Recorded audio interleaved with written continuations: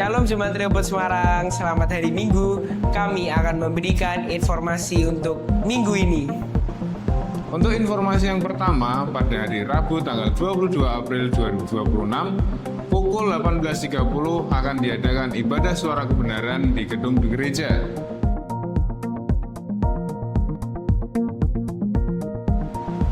Jangan lewatkan Home Eternities 25 April jam 15 WIB di ruangan sekolah minggu.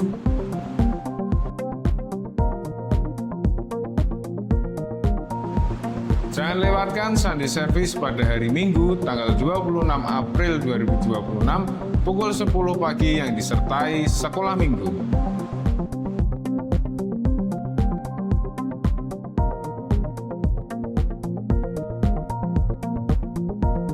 Orang tua Rehoboth Kids dapat melakukan check-in di depan ruang Rehoboth Kids dan dapat menjemput anak setelah ibadah di depan ruangan Rehoboth Kids juga. Bagi Bapak Ibu Jemaat Rehoboth Semarang yang terpanggil untuk memberikan persembahan, dapat memberikan persembahan di QRIS yang ada di bawah ini, atau melalui kotak-kotak persembahan yang ada di sekitar ruang ibadah.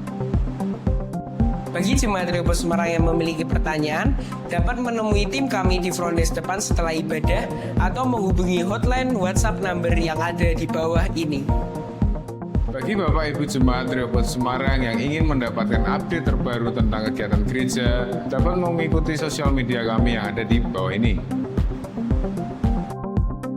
Saya punya ayat pegangan untuk Jemaat Rehoboth Semarang pada hari ini. Mazmur 119 ayat 105. Firman-Mu itu pelita bagi kakiku dan terang bagi jalanku. Oh Tuhan Yesus, kerinduan hatiku, mutiara tak ternilai harta milikku. Katakan, keindahan-Mu memudarkan dunia.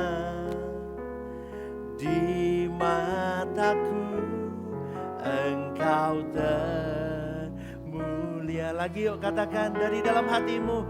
Oh Tuhan Yesus, kerinduan hatiku, mutiara tak ternilai harta milikku. Keindahan-Mu memudarkan dunia. Di mataku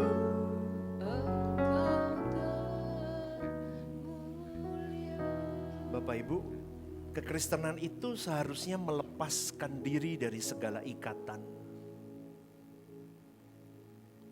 melepaskan diri dari segala hawa nafsu,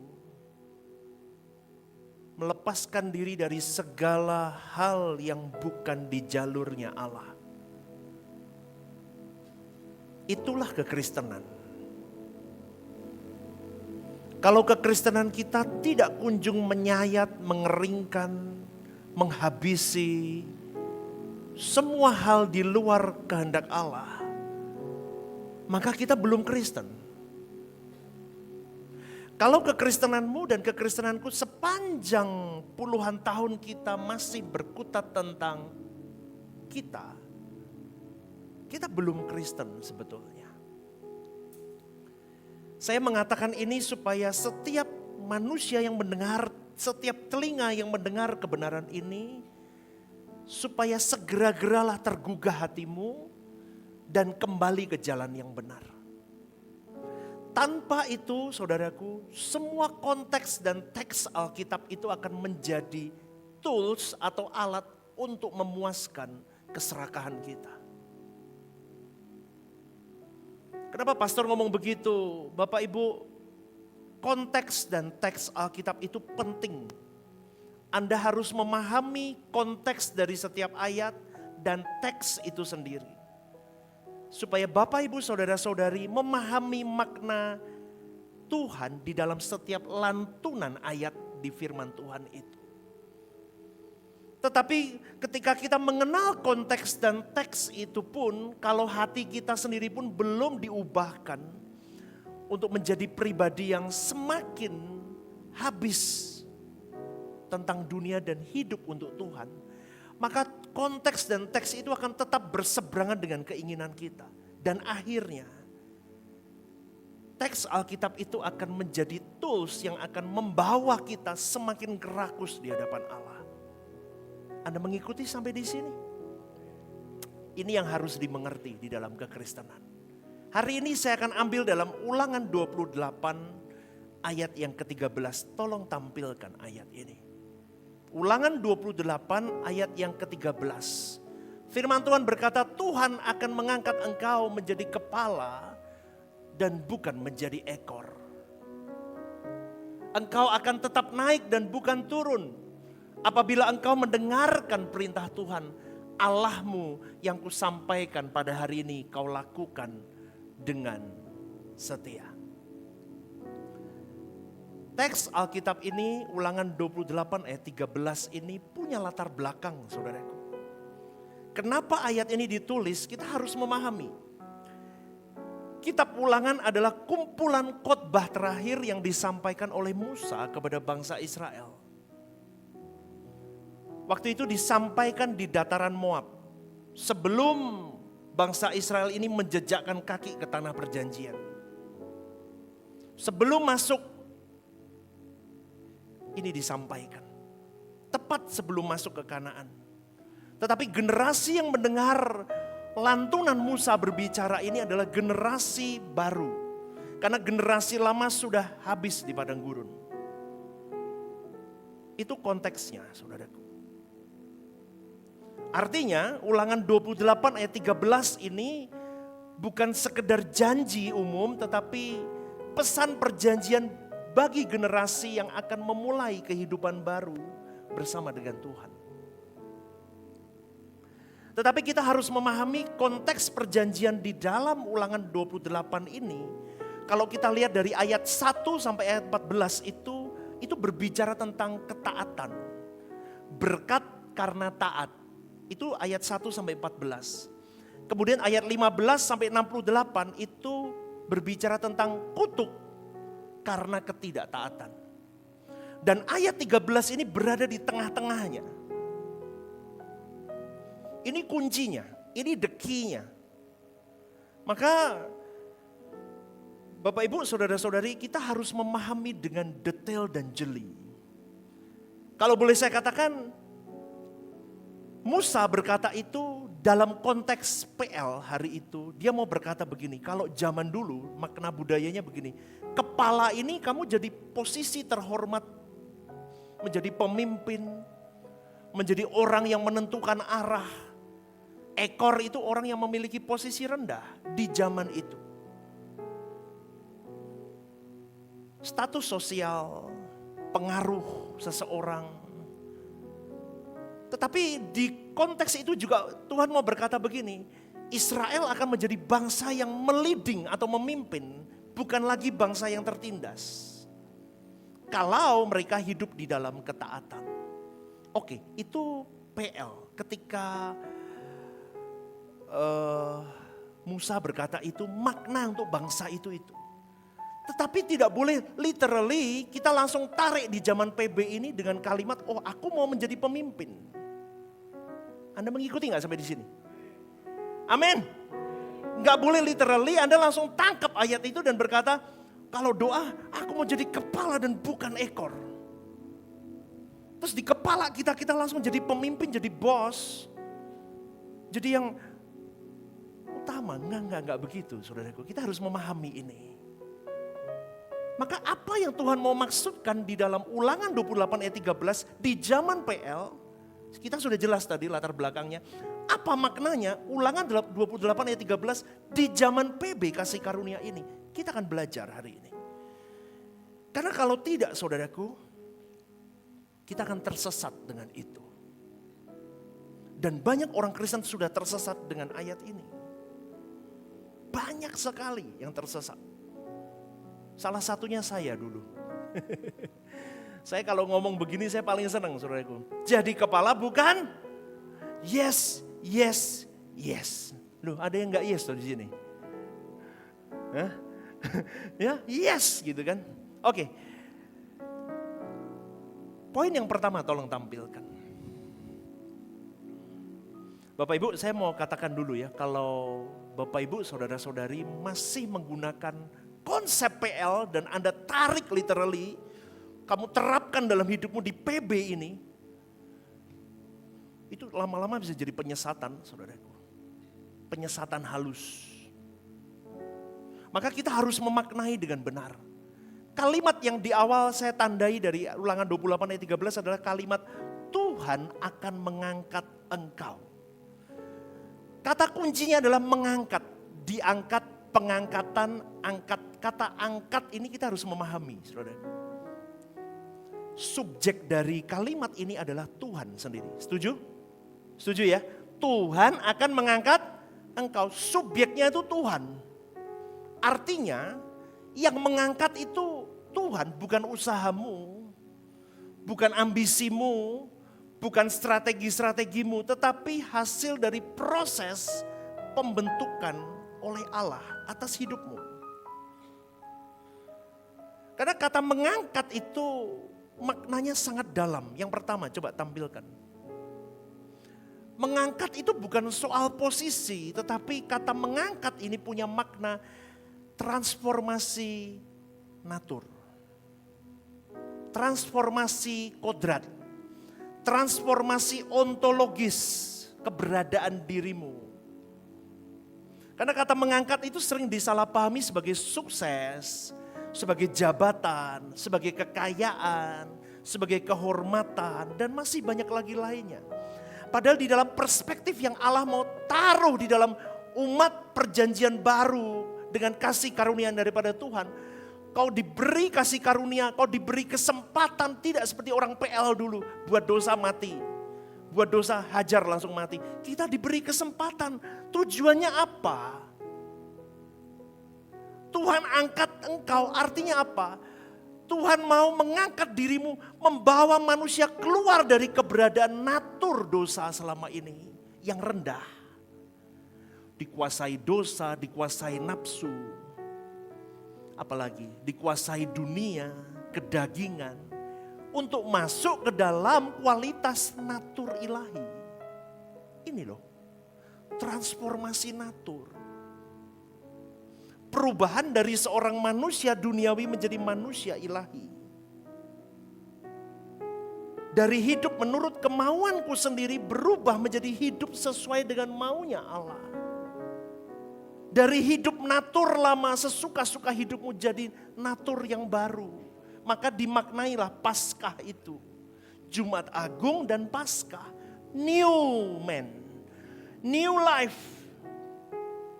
New chapter in your life. Jadi pengangkatan adalah perubahan kualitas keberadaan seseorang. Bukan sekedar perubahan keadaan. Saya ulang. Jadi poin yang pertama ini saya mau katakan begini. Pengangkatan itu adalah perubahan quality keberadaanmu. Dari dalam itu tambah hari tambah sempurna. Katakan amin.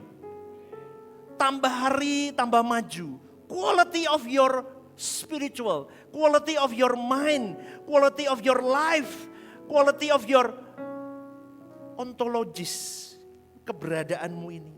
Totally to be like Christ.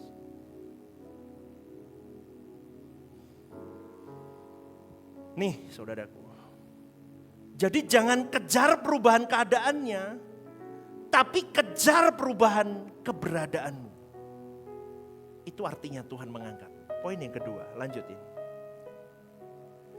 Pengangkatan itu sama dengan diposisikan sebagai kepala dan bukan ekor. Saya jelaskan. Lanjutan ayatnya kan berkata begini, engkau akan menjadi kepala dan bukan ekor. Kepala itu artinya seseorang manusia yang bisa hidup, dengerin baik-baik, hidup yang bisa memimpin dirinya ke arahnya Tuhan. Kemaunya Tuhan. Itu kepala. Ikuti gak sih nih? Tuhan akan menjadikan engkau kepala. Artinya apa? Di zaman perjanjian baru ini, kasih karunia ini, Tuhan mengangkatmu, memilihmu, mengambilmu untuk engkau diberi kesempatan untuk belajar meletakkan hidupmu sesuai dengan kehendak Allah. Itu loh saudaraku. Kalau ekor itu artinya hidup yang hanya mengikuti arus dunia dan kenikmatan dunia. Kalau boleh saya simpulkan begini, orang yang diangkat Tuhan adalah orang yang tidak lagi dikendalikan oleh sistem-sistem dunia atau sistem keinginan daging. Tetapi hidupnya menjadi standar dan arah menuju kepada kehendak Allah. Hidupnya jelas, arahnya kepada kehendak Allah. Maunya masuk ke dalam kehendak Allah. Itu jadi kepala bukan ekor.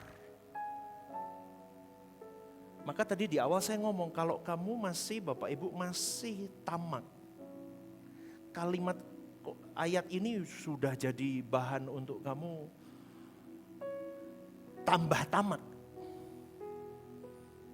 Tambah ngawur. Ini boleh saya katakan poin yang kedua ini berbicara tentang otoritas rohani, ketajaman moralmu, kepekaanmu kepada kehendak Allah. Orang yang terus bisa memimpin hidupnya masuk dalam kehendak Allah, itu orang yang hidup menjadi kepala. Bukan ngomong dulu mendominasi manusia lain atau jadi pemimpin untuk orang lain. Bukan, mendominasi dirimu dulu. Memimpin dirimu dulu ke Tuhan, itu yang benar.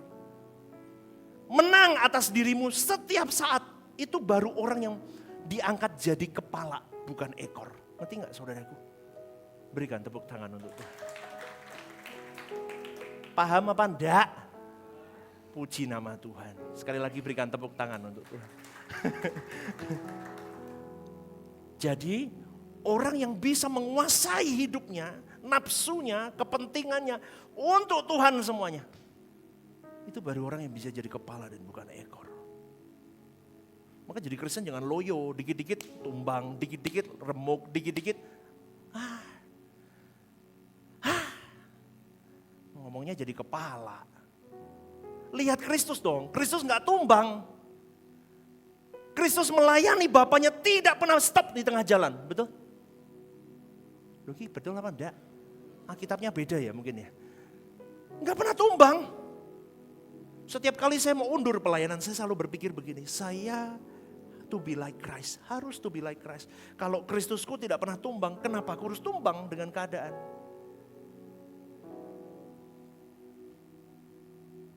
Jadi jangan cengeng deh jadi Kristen. Jangan cengeng, jangan tamak, jangan serakah. Kristen yang benar, melek Injil, melek kebenaran. Sampai Anda memahami dengan jeli. Poin yang ketiga. Pengangkatan itu bersyarat dan syaratnya itu ketaatan total. Ini masih kuncinya angkat semua. Nanti akan saya satu-satu, saudara. Ayat ini tidak berdiri sendiri, ada syaratnya. Kalimatnya begini, apabila engkau mendengarkan dengan sungguh-sungguh. Mengangkat itu bukan hadiah otomatis. Tuhan mengangkat engkau itu bukan hadiah otomatis, tapi hasil proses ketaatan yang radikal dan konsisten. Kau berjuang. Kesempatan sudah ada, tapi aku mau masuk dalam pengangkatan itu supaya aku sesuai dengan kehendak Bapakku setiap saat. Karena ketaatan itu bukan sekedar melakukan perintah, saudaraku. Tetapi menyelaraskan seluruh hidup kita kepada kehendaknya Allah. Jadi semakin seseorang menyangkal dagingnya, menyangkal dirinya, mematikan impuls dosanya, hidup terus dalam kehendak Allah, semakin orang itu diangkat oleh Tuhan. Katakan amin. Semakin dikeringkan, semakin dimatikan, semakin diangkat oleh Tuhan. Itulah perjuangan kita. Next, poin yang keempat. Pengangkatan itu adalah proses ditarik ke atas dan bukan instan. Seringkali pengangkatan Tuhan itu terjadi melalui apa? Masalah, problem, penderitaan. Menderita, saudaraku. Kalau dalam dunia saya sendiri, saya melayani itu, saya menderita. Betul. Betul, saya menderita. Proses pemurnian di dalamnya. Menderita loh. Kamu mau dimurnikan itu menderita. Di satu sisi saya mengajarkan kebenaran, di satu sisi daging saya ingin membalas orang yang menjahati saya di luar sana. Betul? Betul? Apalagi kalau orang-orang di luar sana ngomong yang tidak sesuai kenyataan. Diputar balik, dagingmu mau balas nggak? Kalau perlu pakai toa nggak? Kalau perlu konferensi pers nggak di RCTI, SCTP, Indosiar, betul nggak? Tapi yang nggak bisa, apa yang bisa kau lakukan? Meratap ke Tuhan, menderita. Tapi disitulah saudaraku saya temukan ada satu kalimat, pemurnian diri. Kau semakin dimurnikan. Kok gitu Tuhan? Ya ayo, kalau kamu mau diangkat ya ayo. Kepalamu fokus hanya maunya kehendakku. Kok gitu Tuhan? Nah kamu lihat Yesus, Yesus saja dibegitukan. Oh iya, kok gitu Tuhan?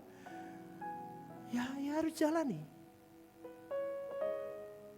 Tidak ada jalan kemuliaan, tidak ada sebuah kemuliaan tanpa jalan via dolorosa, betul? Maka itulah kehidupan kekristenan. Maka saudaraku, mau ditarik ke atas itu enggak instan. Tekanan hidup, masalah, belum selesai. Kenapa? Karena Tuhan tidak bisa mengangkat seseorang tanpa terlebih dahulu membersihkan kapasitas rohaninya. Dibersihin dulu, baru bisa diangkat. Jadi diangkat itu bukan langsung naik, tetapi diproses dulu. Dihajar dengan segala hal yang terjadi dalam kehidupanmu.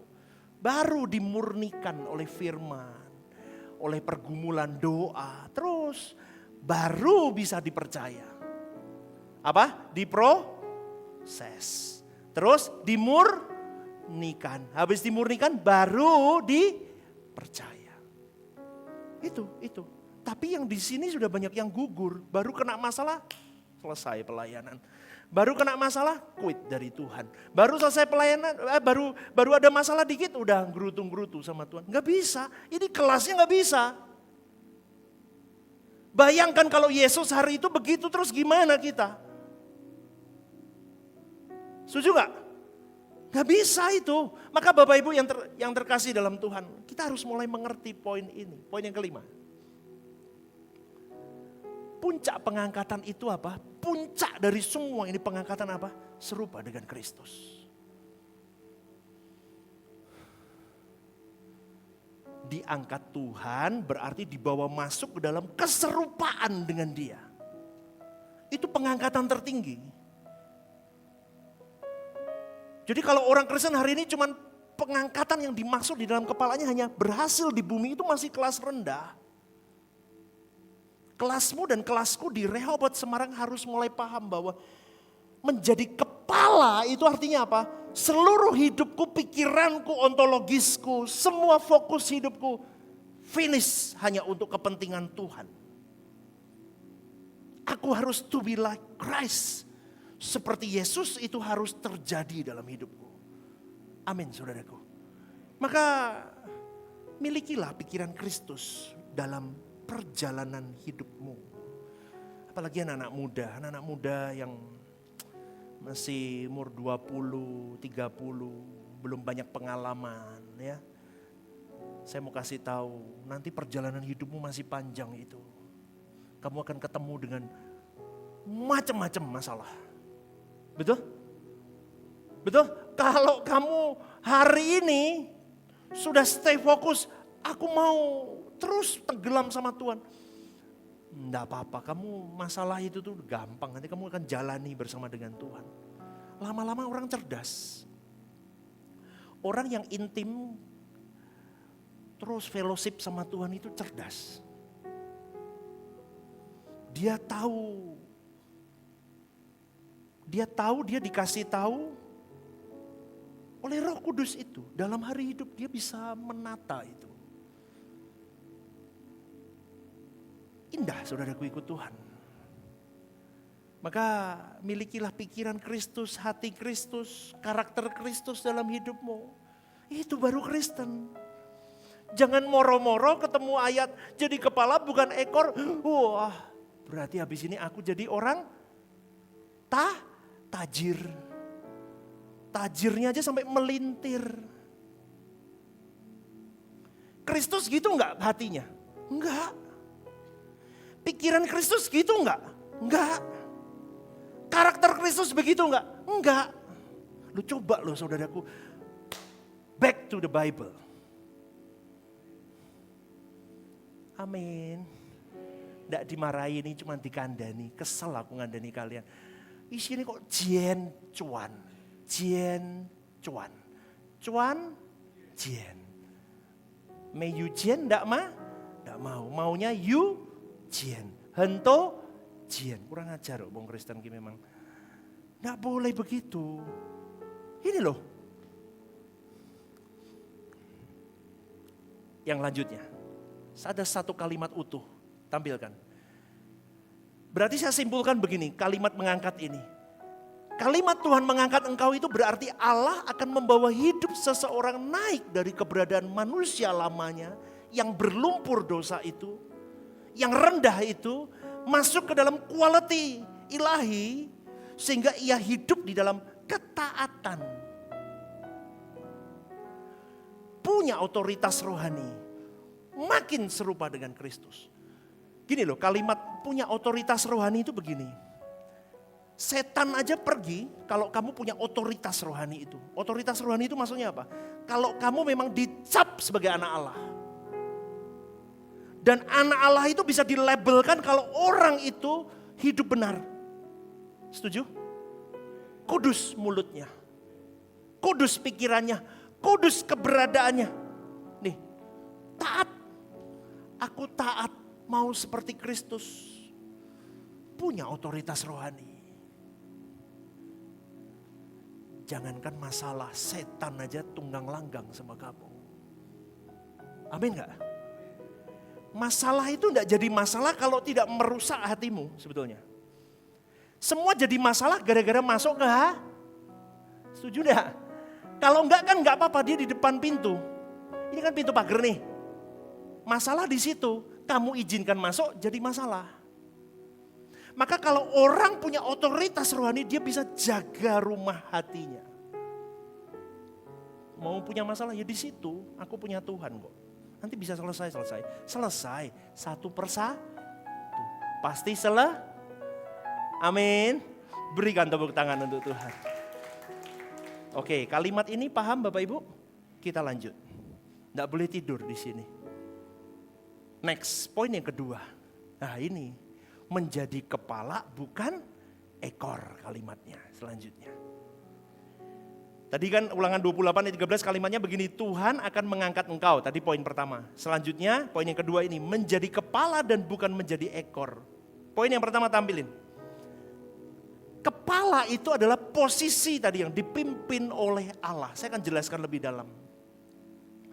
Menjadi kepala itu bukan pertama-tama soal mimpin orang lain.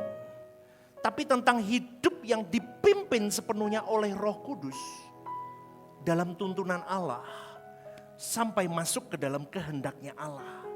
Perfect. Kalau kehendak Allah itu satu whole, kamu tidak boleh melakukan hanya setengah. Kamu tidak boleh melakukan hanya 3/4. Kamu harus melakukannya whole life. Itu baru yang saya katakan, kamu masuk di dalam kehendak Allah, di dalam quality-mu tertinggi. Dan orang yang menjadi kepala hidupnya terus di dalam kehendak Allah, tidak boleh keluar dari situ. Bukan lagi tentang kehendaknya sendiri. Makanya orang mau melayani atau tidak melayani itu bukan mau memilih melayani, enggak melayani. Kamu semua ini harus melayani. Loh, kok diam semua melombong begini? Ngerti enggak? Melayani atau tidak melayani itu bukan pilihan orang percaya. Semua orang percaya harus wajib Tidak ada yang sedekap begini hanya nonton, tidak ada. Semua harus pelayanan.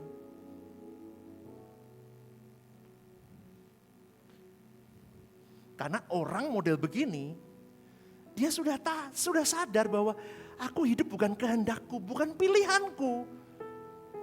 Tapi maunya Tuhan dalam hidupku.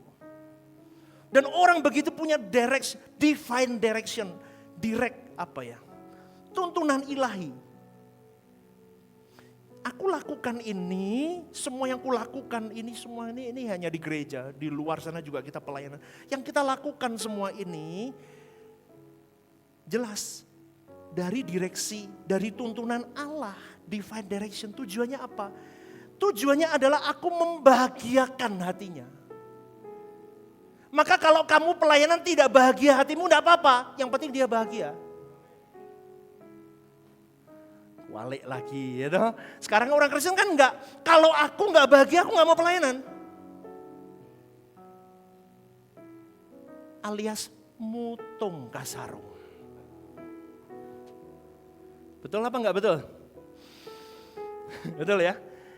Bapak Ibu tangkap firman ini supaya Anda mengerti. Divine yang benar, tuntunan ilahi yang benar itu akan menuntunmu sampai tambah jalan, tambah sulit nih memang. Dipangkas, semakin dimurnikan, habis. Sampai tentang aku udah gak urusan aku. Pokoknya tentang kamu Tuhan. Sampai begitu loh. Ini anak ayam ini sampai brodol ulu nentek gitu. Pokoknya aku urusannya Tuhan, matanya ke depan. Paham gak? Anggap ini anak ayam. Ulu nentek brodol sampai kayak kulit sama tulang tok jalan, pokoknya matanya urusannya Tuhan. Itu Kristen. Saya sedang latih warrior di sini. Di situ tulisannya disambut apa tulisannya? Welcome. Lah yo, memang kat perang sih Rais Dowis, pastor. Saya tak pulang ya pastor. Ini kenapa? Halo?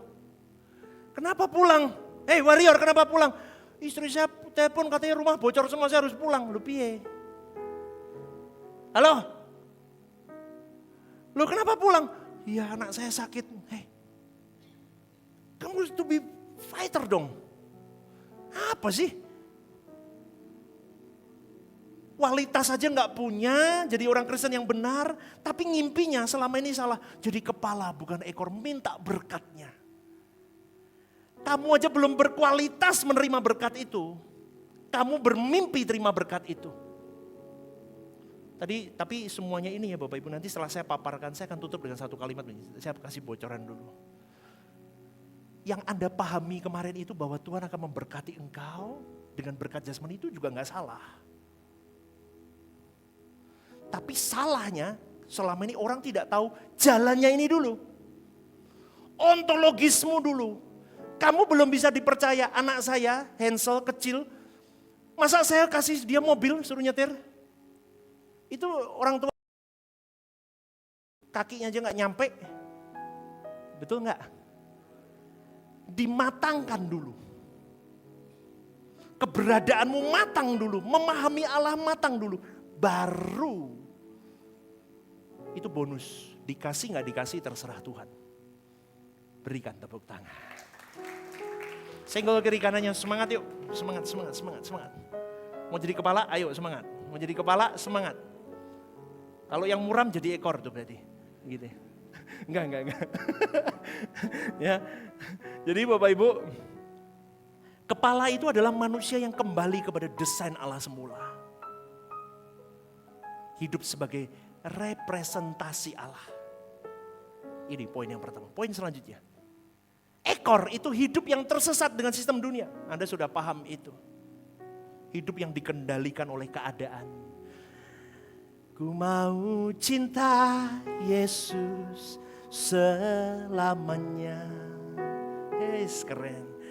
Ku mau cinta Yesus selamanya. Ayo nih kalimatnya.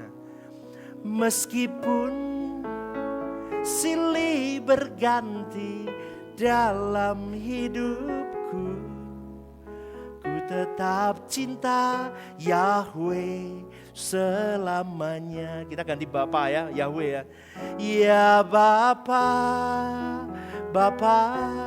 aku ini layakkanlah seluruh. Stop. Nah, lagu ini sebetulnya layakkanlah seluruh. Sudah dilayakkan kamu.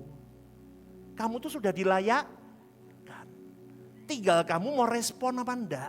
Lah ini kunci responnya. Ku mau cinta Bapa selamanya. Ku mau cinta Bapa selamanya. Meskipun badai silih berganti dalam hidupku, ku tetap cinta Bapa. Tenane. Dah tak kembali ke satu kalimat, tenane. Baru tuk situ. Kayak layangan putus. Gitu mau jadi kepala. Yo ekor terus orang begitu. Siapa yang mau jadi kepala? Angkat tangan. Loh enggak salah, harus jadi kepala dong. Siapa yang mau jadi kepala? Siapa yang mau jadi ekor? Ya ampun, ada tuh. Siapa yang mau menjadi kepala? Angkat tangan tinggi-tinggi. Siapa yang mau jadi ekor? Nggak ada, ya udah. Kualitimu kekristenan itu yang strong dong. Ya, hidup nggak diombang-ambing sama keadaan. Kamu punya otoritas rohani. Ketika masalah menyergapmu, musuh mengepungmu, katakan, Allahku Allah Immanuel. Betul? Kalau aku benar, kalau hidupku kudus, aku hidup lurus sesuai dengan kehendaknya. Allah berperang ganti aku. Siapa lawanku? Berikan tepuk tangan untuk Tuhan. Jadi ekor ini bukan soal miskinnya atau gagalnya secara dunia. Tetapi kau tidak punya posisi rohani yang benar di hadapan Tuhan. Di gereja ngomongnya anak Allah, di luar kelakuannya anak setan, saudaraku. Betul? Betul? Di dalam ngomongnya anak Allah, di luar anak kamu yang ngomong, bukan saya. Poin yang ketiga, ketaatan itu sebagai kunci dan itu bukan ambisi. Ulangan 28 ini sangat jelas, jika engkau mendengarkan suara Tuhan Allahmu, itu kuncinya. Artinya, posisi kepala itu adalah hasil dari ketaatan total seorang manusia untuk terus masuk ke relnya Tuhan. Taat terus. Itu bukan sesuatu yang dikejar kepala itu, tetapi konsekuensi dari hidup benarmu setiap saat. Katakan amin. Saya ulang, kepala itu bukan hasil dari ketaatan. Posisi kepala adalah hasil dari ketaatan total, bukan sesuatu yang kamu kejar, tetapi itu adalah hasil atau konsekuensi dari hidup benarmu setiap saat. Maka Tuhan tidak sedang menawarkan kesuksesan melalui ayat ini, saudaraku. Tapi Tuhan sedang menawarkan posisi hidup yang benar di hadapan Allah. 24 jam, 7 hari. Selanjutnya, ayat ini punya dimensi kristologis di dalam PB. Saya dapat ini, saudaraku. Menjadi kepala itu berarti hidup seperti Kristus. Ini penting ya, Bapak Ibu harus memahami. Tadi saya katakan, kenapa ulangan 28 ditulis di PL? Kenapa ulangan 28 tidak boleh literally diambil begitu saja di dalam dunia PB? Nah ini, karena ada dimensi kristologis di dalamnya, yang boleh saya katakan begini, menjadi kepala itu artinya seorang manusia, setiap kita harus hidup seperti Kristus hidup.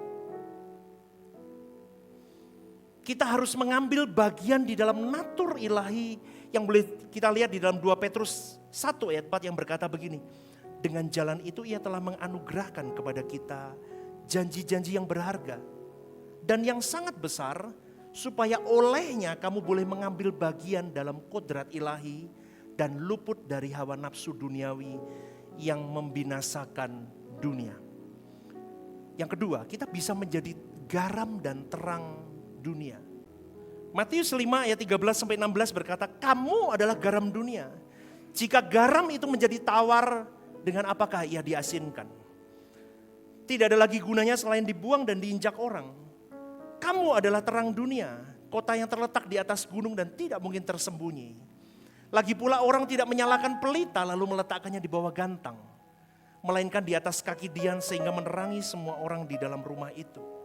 Demikianlah hendaknya terangmu bercahaya di depan orang, supaya mereka melihat perbuatanmu yang baik dan memuliakan Bapamu yang di surga. Jadi saudaraku, ini bukan tentang lebih tinggi dari orang lain, tetapi Tuhan mau, kembali ke tadi, ke ayat, ke poin-poin tadi. Tuhan mau kita menjadi alat Tuhan yang menyatakan dirinya dimanapun kita berada. Amin saudaraku. Amin. Ini bukan sesuatu yang mudah, tetapi kita harus masuk di dalamnya. Next. Makna eksistensialnya dalam versi Suara Kebenaran yang saya dapat. Kepala itu adalah manusia yang mencapai kualitas hidup sesuai dengan kehendaknya Bapa Elohim Yahweh. Yesus sudah mencapai itu. Kita orang percaya harus mencapai itu. Dan ekor itu artinya adalah orang yang gagal mencapai tujuan Sang Penciptanya dalam hidup. Kamu kaya jasmanimu, tapi kalau kamu gagal di mata Allah, percuma. Kamu hari ini gak punya apa-apapun, tapi kalau kamu dianggap berkenan di hadapan Bapa, kau orang kaya di mata Allah. Maka itulah kebenaran yang sesungguhnya, saudaraku. Tuhan mau engkau dan saya hidup dalam posisi ilahi. Memimpin hidupmu di dalam kebenaran setiap saat, setiap waktu. Bukan terus jatuh bangun di dalam dosa yang sama yang kita lakukan. Poin selanjutnya. Kesimpulan dari ayat ini, dari kalimat ini. Menjadi kepala bukan ekor berarti hidup dalam ketaatan total kepada Tuhan. Sehingga kita punya posisi rohani yang benar. Memimpin hidup sesuai dengan kehendak Allah. Dan bukan menjadi korban dari sistem dunia dan dosa. Anda sampai di sini mengikuti? Amin saudaraku, berikan tepuk tangan untuk Tuhan. Next, poin yang ketiga. Kalimatnya engkau akan tetap naik dan bukan turun. Wah ini orang kalau tamak ya. Wah itu sampai mobilnya dikasih nomor 9 ya. Selamanya ya. 8 itu apa? 8899. Kaya selama-lamanya. Ore, senang ditempel sampai begitunya. Kalau dulu saya nomornya 7777. Tuhan. Kan 7 angka Tuhan. Tapi kelakuannya setan itu saya dulu. Tenang Bapak Ibu. Percuma kamu mau tempel kayak apapun. Kalau keberadaanmu tidak mempresentasikan Allah. Lucu. Poin pertama tampilin. Naik adalah peningkatan kualitas, kembali tadi. Keberadaanmu, beingmu. Ontologis. Bukan keadaan having, memiliki. Bukan. Tetapi keberadaanmu. Mudeng gak nih? Halo Bapak Ibu paham gak nih? Yang paham berikan tepuk tangan. Oh paham berarti. Naik itu berarti keberadaan kita. Kelas kita di mata Allah. Dulu anak gampang, sekarang mulai berjuang menjadi anak Allah yang sah. Nih, Kristen tuh begitu. Bukan jabatanmu di gereja, jadi full timer, jadi apa, jadi aktivis, jadi pendeta. No. Jadi pendeta kalau tidak punya keberadaan anak Allah terbuang. Itu yang penting.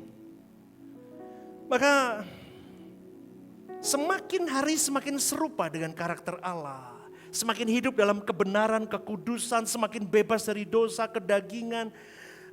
Kelemahan kita mulai deteksi, observe, kita cari mana yang memang kita selalu jatuh di situ, bergumul di situ. Sampai engkau bisa berkata begini ketika mendapatkan ayat ini, tetap naik bukan turun itu bukan berarti apa yang aku miliki di bumi ini, bukan. Tetapi aku ini sedang menjalani apa, sedang menjadi apa di hadapan Tuhan.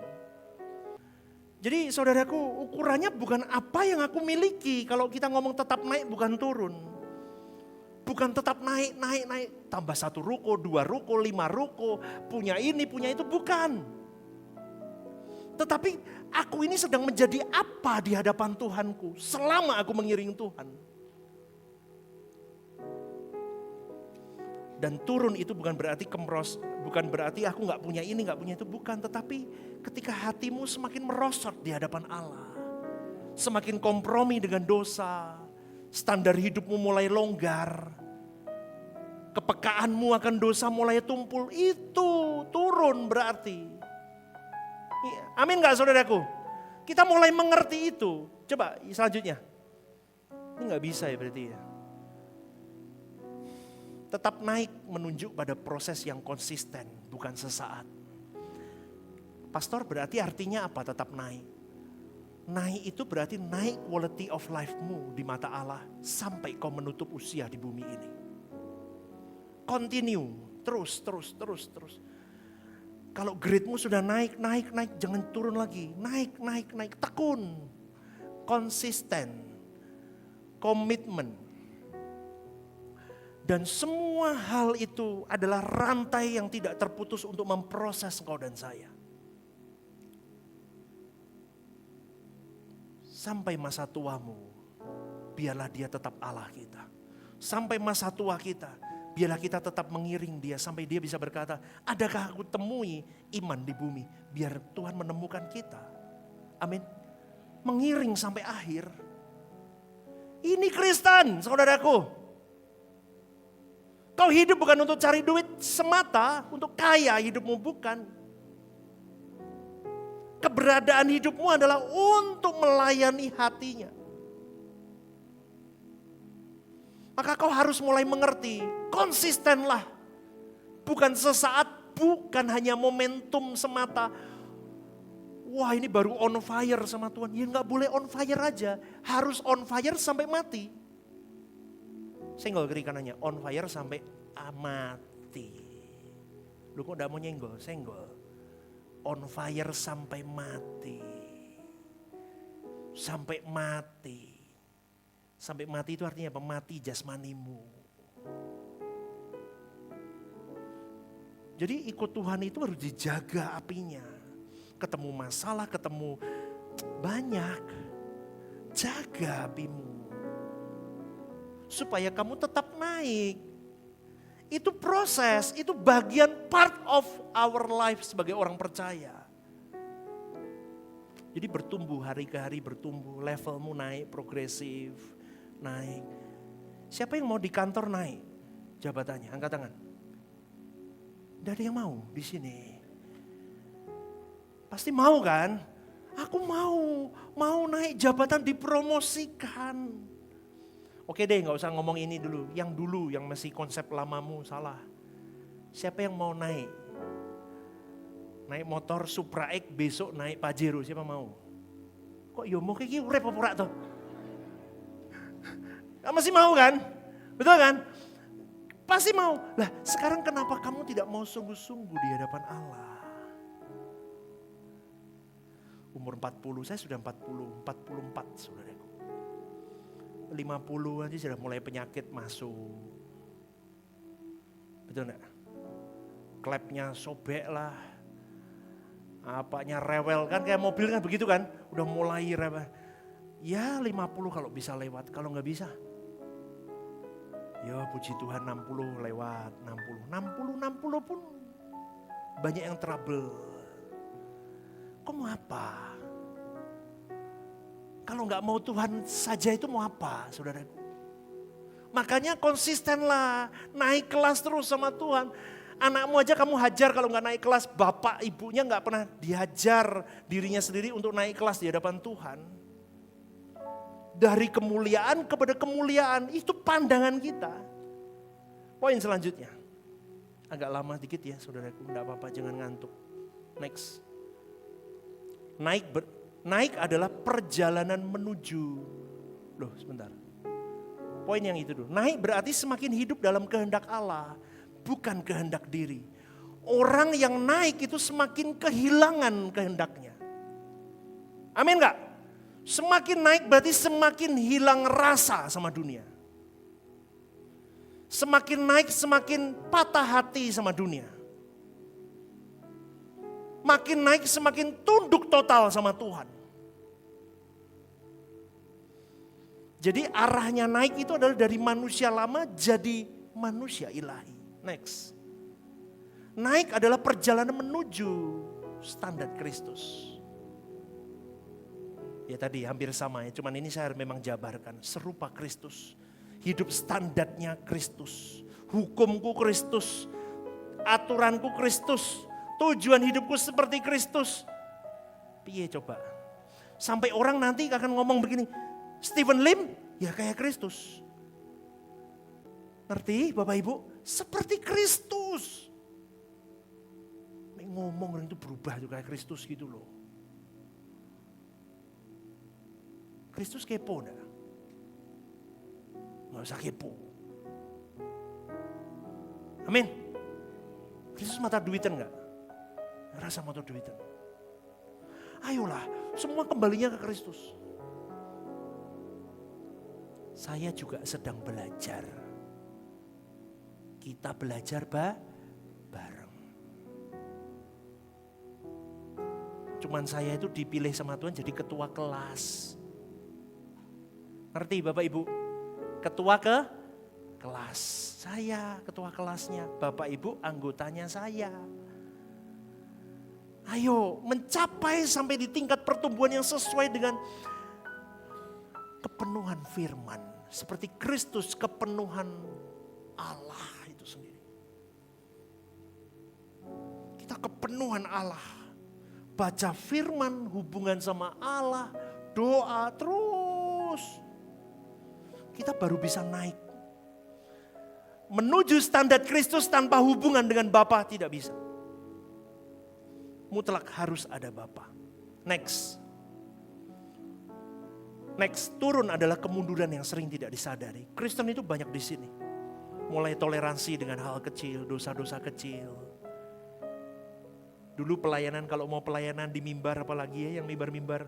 Takut sampai doa puasa, sampai nangis di hadapan Tuhan, layakkan aku. Jam terbang udah tinggi, gak pernah doa. Tampil aja, langsung bisa. Khotbah pun sama. Dulu kalau mau khotbah aja 1 bulan gak bisa makan Bapak Ibu. Karena sekarang sudah jam terbang tinggi. Jangankan santai, ditodong langsung suruh khotbah, bisa naik langsung khotbah tanpa urapan. Seharusnya semua para pelayan Tuhan termasuk jemaat Rehoboth Semarang tiap hari ada di hadirat Allah. Amin gak? Amin gak? Tiap hari ada di hadirat Allah, tiap hari jaga hidup kudus. Supaya apa? Tidak turun hidupmu. Jangan buka celah. Jangan pernah memberi ruang untuk penurunan kualitasmu di hadapan Allah. Sekecil apapun itu. Lanjut. Kesimpulannya dari ini. Bentar.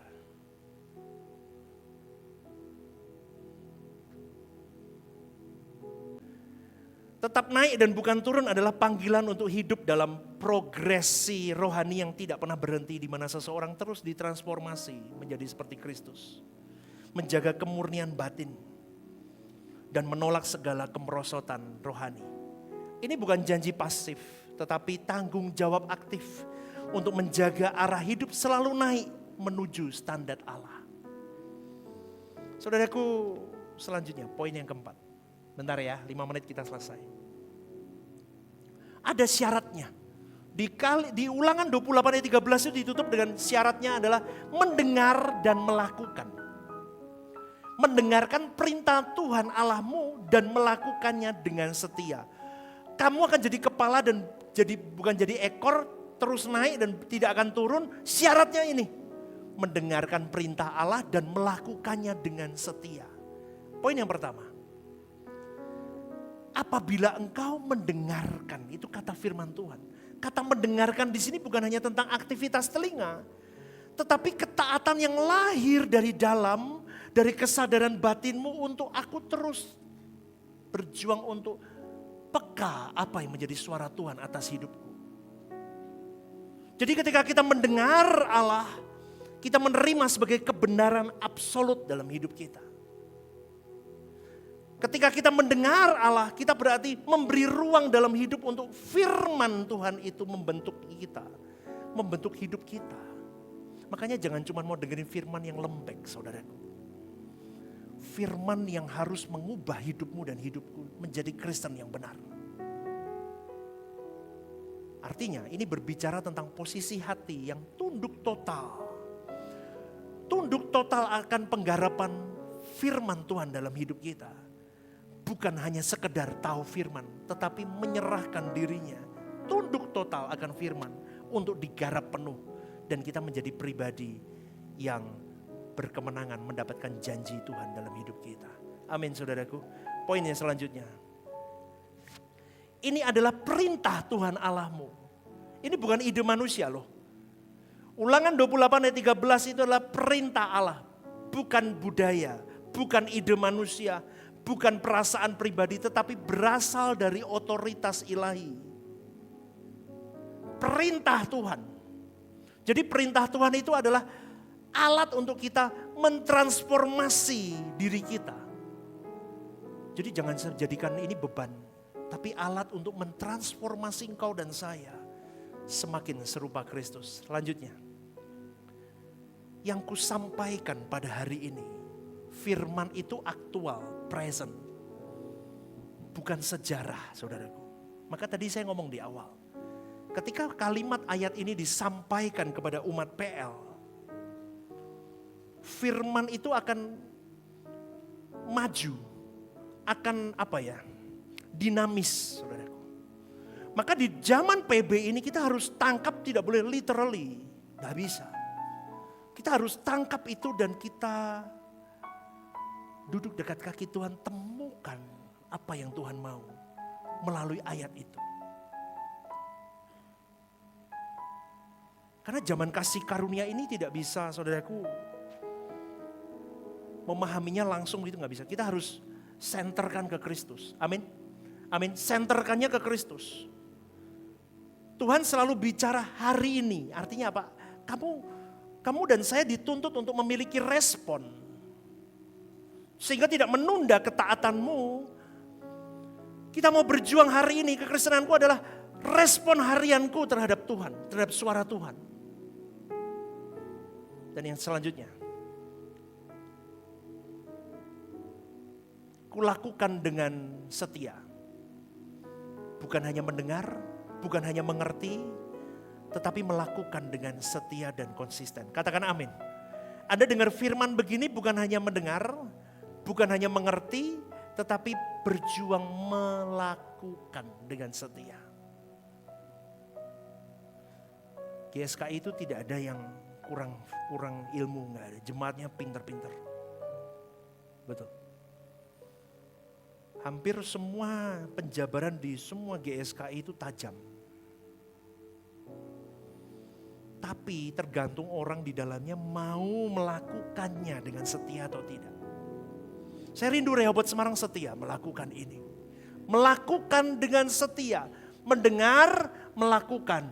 Mendengar, melakukan. Yuk 1, 2, 3. Mendengar, melakukan. Mendengar, melakukan. Berjuang, berjuang, berjuang. Saudaraku yang terkasih di dalam Tuhan.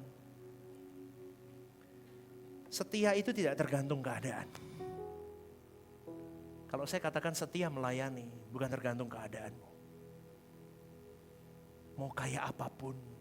Makanya adalah itu tetap di tempatnya di zaman PB ini. Kasih karunia ini gambarannya begini. Dia di sini. Kita di sini. Kita mau bejat, mau lari dari Tuhan kayak apapun, dia tetap stay. Kita mau doa 24 jam berbuat baik, dia tetap stay. Dia tidak ada beda. Ngerti gak saudaraku? Ngerti? Tapi Tuhan kirimkan Roh Kudus, Tuhan berikan Yesus, Tuhan berikan firman, Tuhan berikan banyak hal dalam hidup kita. Tuntunan demi tuntunan, tujuannya apa? Supaya yang lari ini kembali ke tracknya. Gini loh. Ngerti gak? Balik ke tracknya. Naik, jadi kepala terus mendekat sama Tuhan. Ini loh tujuan khotbah hari ini itu begini. Kamu mau lari, kamu baliknya ke sini. Itu Kristen. Jadi setialah. Setialah mendengar suara Tuhan. Setialah melakukan maunya Tuhan. Poin yang kelima, tampilkan. Kesetiaan adalah bukti bahwa firman itu sudah menjadi naturmu. Amin enggak? Orang yang sudah berkeadaan seperti Yesus naturnya. Ya kayak Yesus, enggak mungkin dia enggak setia. Bukan lagi keterpaksaan, tetapi itu adalah identitas hidup orang itu. To be like Christ. Ini berbicara tentang ketaatan yang sudah sampai menyatu di dalam dirinya. Yang poin selanjutnya, ini rutenya begini. Kalimat ini sebenarnya menggambarkan proses rohani dari mendengar. Apa saudaraku? Habis dengar firman, terima. Respon. Apa? Respon. Terus lakukan sampai menjadi Kristus, seperti Kristus. Amin kan nih? Berikan tepuk tangan dulu untuk Tuhan. Pendeta ini bengok, keringetan. Gue cuma amin. Jengkel aku. Semangat tuh. Iki ora gampang gawe kok ngene iki. Hidup mati ya buat begini. Amin. Mendengar, kok nutupi ya punya saya nih ya. Mendengar, merespon, melakukan, dan menjadi. Being, to be like Christ, being. Percuma lah pinter khotbah apa gak bisa praktek percuma, tetap dibuang. Saya kadang kalau sudah nyiapin gini saudaraku ya, saya meratap di hadapan Allah dan saya ngomong, Stephen Lim masih banyak Pak, tuh Pak masih banyak Pak yang jauh, ampuni aku. Tapi kalau Tuhan kasih begini ini bagus saudaraku, kita bisa mengerti. Poin yang ke-6 deh langsung.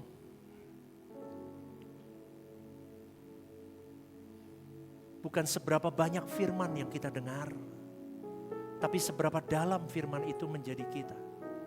Bentar, saya geser sini. Bapak Ibu bisa lihat.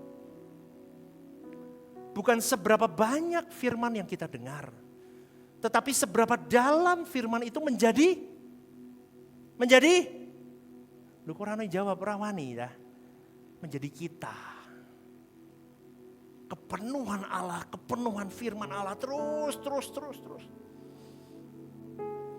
Makanya khotbah 70x7 itu kan begitu juga. Dagingku mau balas Tuhan. Tapi kalau kamu balas kamu setan juga Stephen, sama. Terus gimana? Ya kamu gak boleh kesetanan. Terus gimana Tuhan? Baca firman. Lihat hidup Yesus. Yesus ngomongnya apa? Yesus disalib gak ngomong setan kamu? Kan enggak kan? Halo? Enggak kan? Dia katakan apa? Bapa, ampunilah mereka karena mereka tidak tahu apa yang mereka perbuat. Oh, lakuin. Sampai firman itu jadi kita. Ketaatan yang sejati bukan tindakan sesaat, tetapi kehidupan yang apa saudaraku? Terus selaras dengan kehendak Allah. Berikan tepuk tangan untuk Tuhan. Terakhir, kesimpulan yang terakhir. Happy? Terakhir sudah? Ya. Ulangan 28 ayat 13 bukan janji ringan. Ini adalah panggilan untuk hidup dalam standar Allah yang tinggi. Jangan tamak saudaraku. Please. Sekarang, tapi kita boleh loh doanya sekarang boleh dipakai. Kan kita sudah paham sekarang. Betul? Jadi nanti kita doa karena ngomong, jadikan kami semua di Rehoboth Semarang jadi kepala bukan ekor, terus naik tidak pernah. Ora apa-apa, mudeng itu sudah maksudnya. Amin. Ya, jadi nggak salah lagi. Kalau kemarin kan belum tak jelasin bahaya saya ngomong begitu. Ih, pastornya duniawi sekali sekarang. Jadi kepala bukan ekor lah. Ulangan 28 ayat 13 adalah bukan janji ringan. Ini adalah panggilan untuk hidup dalam standar Allah yang tinggi. Tanpa kompromi. Sampai kita benar-benar jadi manusia yang berkenan di hadapan Tuhan. Amin. Yes, berikan tepuk tangan yuk bangkit berdiri.